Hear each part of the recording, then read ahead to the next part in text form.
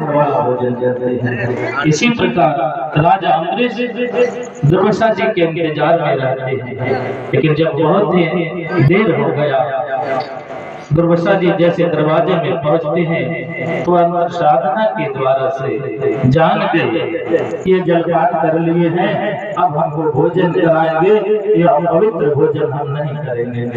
बड़े क्रोध में आ जाते हैं और अपने जटा को एक निकालते हैं और वहाँ एक राक्षसी को प्रकट करते हैं राजा अम्बरीश को मारने के लिए। लेकिन जिसके ऊपर जा पर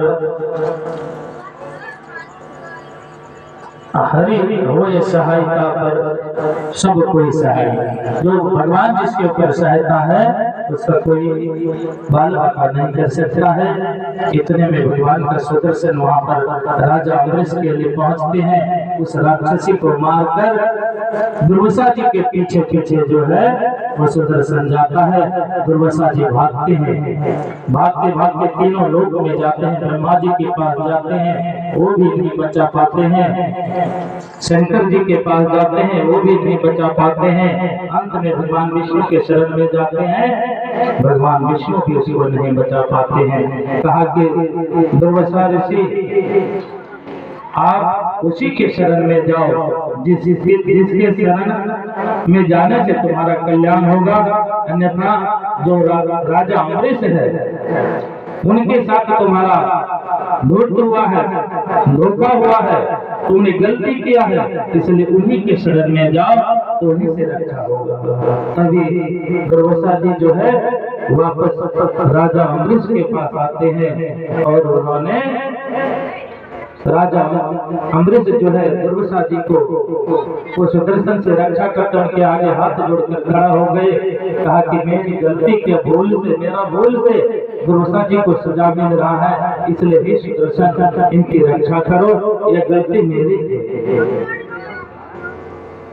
तभी दुर्वासा जी को यह एहसास होता है ऋषि और भक्त में कितना अंतर है, इसे हम लोग समझ सकते हैं। और स्वामी जी भक्त खंड में लिखते कि घरवासी सो भक्त नहीं, नाम निरंतर जान, निश्चित दिवस भर हो जाए सब पूर्ण काम। इसलिए घरवासी भक्त सबसे उत्तम होता है। आप लोग बड़े ही पुण्यात्मा हैं, आप लोग ऋषि मुनियों से भी बढ़कर हैं। भक्त और ऋषि में इतना ही अंतर है, ऋषि से बहुत ही अधिक जो है भक्तों का श्रेणी है। इसलिए स्वामी जी को भक्त खंड में लिखना पड़ा घरवासी सो भक्त नहीं। इसलिए हम सबों स्वामी जी का बहुत ही बड़ा कृपा प्राप्त है। स्वामी जी की कृपा से हम सब को मिलता रहे।